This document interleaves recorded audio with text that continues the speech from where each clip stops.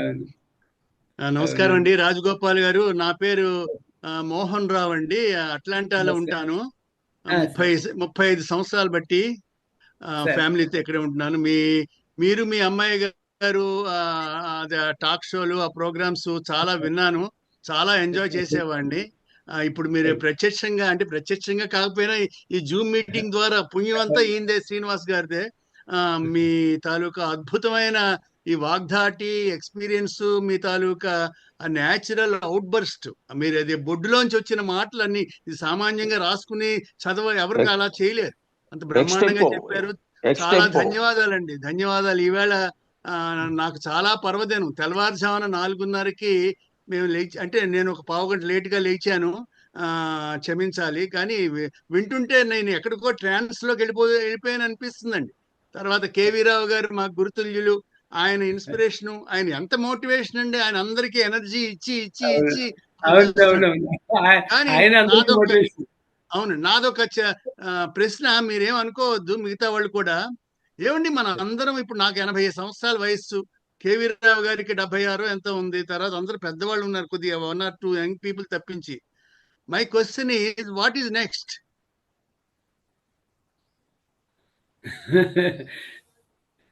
అంటే ఇంకాస్త సూటిగా, అంటే మోహన్ దేవ్ గారి మనసు తెలుసు కాబట్టి నేను అనేది, వారు అడుగుతున్నది ఏంటంటే భావితరాలకి ఎలా ఎఫెక్టివ్ గా మనం తీసుకెళ్ళగలం అనేది. అదేంటారా? ఇప్పుడు భావితర ఒక్క విషయం అంటే, ఇప్పుడు ప్రతి చోట కూడా మనం ఈవెన్ యంగ్స్టర్స్ కూడా ఎక్కువగా స్టేజ్ పెర్ఫార్మెన్స్లు ఘంటసాల గారి పాటలే పాడుతున్నారు. ఇప్పుడు ఎక్కడ చూసినా మీరు జయంతి వర్ధంతులే, అది న్యాచురల్ ప్రోపగాండా. ఇప్పుడు ఎక్కడ చూసినా సరే, ఫర్ ఎగ్జాంపుల్ మేము హైదరాబాద్లో ఉంటాం. హైదరాబాద్లో ఒక త్యాగరాయ గాన సభ ఉంది. ప్రతిరోజు 365 రోజులు కూడా ఘంటసాల గారి పాటలే. దానికి ఒక విషయం ఏంటంటే, యంగ్స్టర్స్లో వెళ్ళాలంటేనండి, వాళ్ళు ఏదో విధంగా వినాలి. వింటే తప్ప వాళ్ళు దీనికి రారు. ఎప్పుడు కూడా ఈ కచేరీలకు వచ్చే వాళ్ళందరూ ఈ పాటలు విన్న వాళ్ళే, ఈ పాటలు లైక్ చేసిన వాళ్ళే వస్తున్నారు ఎప్పుడు కూడా. అంటే సేమ్ ఆడియన్స్. కొత్త వాళ్ళు కొంతమందిని, వాళ్ళ పిల్లల్ని, వాళ్ళని తీసుకురావాలి. వాళ్ళు పెద్దవాళ్ళు ఒక్కసారి వినిపో, ఒక్కసారి ఈ రుచి చూపిస్తే ఇంకా వాళ్ళు వదలరు. వాళ్ళు పెద్దవాళ్ళలో ఉంది ఈ బాధ్యత. వాళ్ళే వచ్చి మా ఘంటసాల పాట అంటే ఇష్టం, అందుకని మేము వస్తాం వింటాం. మీరు వస్తున్నారు, వింటున్నారు, బాగానే ఉంది. మరి మీరు మీ పిల్లల్ని, మీ మనవల్ని కూడా తీసుకొచ్చి ఒకసారి కూర్చుని వెళ్ళిపో అని చెప్పండి. మీకు కనీసం అది చేస్తే అట్లీస్ట్ ఆటోమేటిక్గా మళ్ళీ వాళ్ళ బాగుందే ఈ పాట అనిపిస్తుంది కొంతమందికి అయినా సరే, మళ్ళీ అది కంటిన్యూ అవుతుంది. సో ఆ విధంగా ఎవరికి వాళ్ళు, ఇప్పుడు మీరే ఆనందం పొందితే ఎలాగా, కరెక్ట్. మీరు మీ పిల్లలు కూడా ఆనందం పొందాలి కదా. వాళ్ళు ముందు వద్దంటారు. వాళ్ళు వేరే లేటెస్ట్, ఇప్పుడు మైకేల్ జాక్సన్ కూడా ఓల్డ్ అయిపోయాడు. ఇప్పుడు వాళ్ళ దృష్టి మళ్ళీ అప్ టు డేట్. ఇదేదో చుడువ, ఇప్పుడు పాటలన్నీ చుడువలా తయారవుతున్నారు. కొంత ఇంగ్లీష్ ముక్క, కొంత హిందీ ముక్క, కొంత పంజాబీ, కొంత ఇది. ఈ మధ్యలో లేనిపోని వెరైటీగా అరుపులు కేకలు ఉంటాయి పాటలు. అది కూడా రిథమెటిక్గా వాడు చేయాలని వాళ్ళ తాపత్రయం. ఇప్పుడు ఉన్న వాళ్ళు మ్యూజిక్ డైరెక్టర్స్ కాదండి, కంపైలర్స్. మ్యూజిక్ కంపైలర్స్ అనాలి మన వాళ్ళని. ఇప్పుడు మ్యూజిక్ డైరెక్టర్స్ అనకూడదు.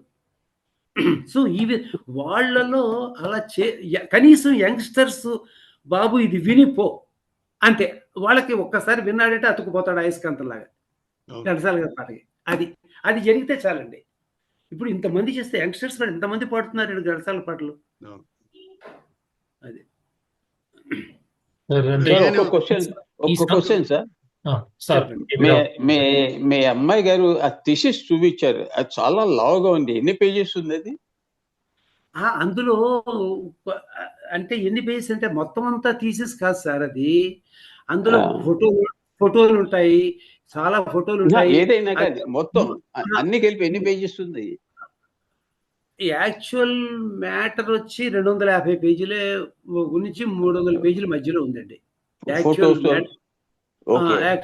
మిగిలినవన్నీ కూడా యూనివర్సిటీకి సంబంధించిన పేపర్లు, సర్టిఫికెట్లు అన్ని అటాచ్ చేయాలి కదా. అది తర్వాత సాంగ్స్ లిస్టు, లేకపోతే ఇంకేదో ఏది దొరికితే అది మేము అటాచ్ అందులో తీసుకోవాలి. అందుకని బాగా పెద్దదిగా అంత అయింది అది.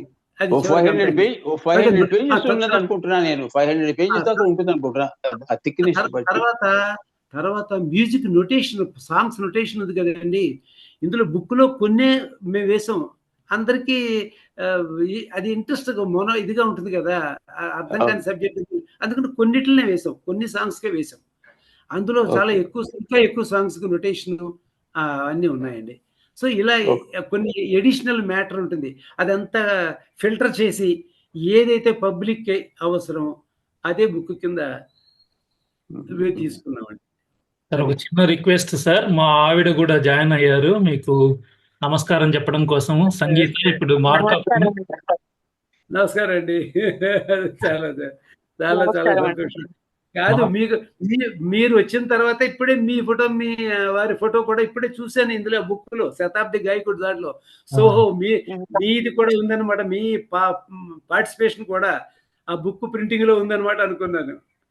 అంటే సార్ అది చల్లా సుబ్రాయుడు గారు చెప్పింటే ఇంకా బాగుండేది. అక్కడ ఏం మేము ప్రింటింగ్ అప్పుడు కాదు సార్, నాకు చల్లా సుబ్రాయుడు గారు ఇంకొక నెలలో బుక్ బయటకు వస్తుందనగా పరిచయం అయ్యారు నాకు. అది 2022 ఆ ప్రాంతంలో.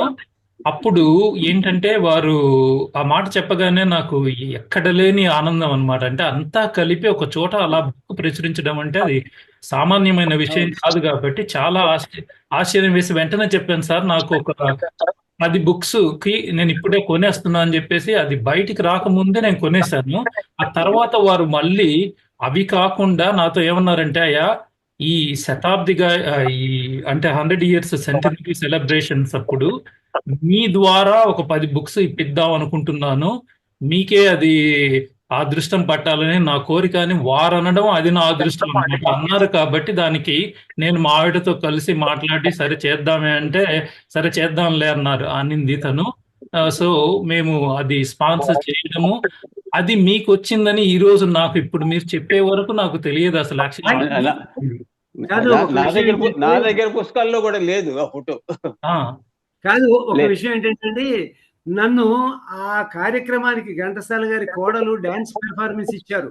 ఘంటసాల రవి గారి భార్య వాళ్ళు రవీంద్ర పాత్రలు ఇస్తే ఆ ప్రోగ్రామ్ కి నేను కూడా one of the guests.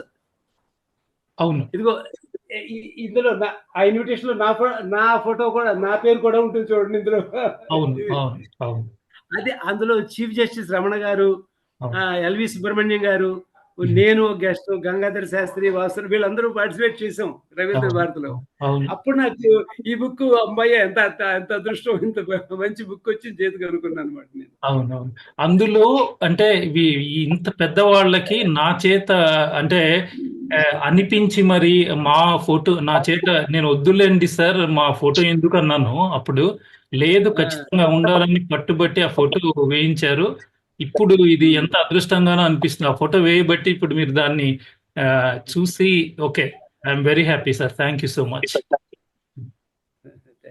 Thank you sir. మీరు ఇంత మంచి అవకాశం ఇచ్చి అందరికీ కాస్త నా చేత 4 మంచి మాటలు ఘంటసాల గారి గురించి అనిపించినందుకు అందరికీ చాలా, మీకు పర్టికులర్ గా ఎంతో ధన్యవాదాలండి, కృతజ్ఞతలు. Thank you. Please like, share and subscribe.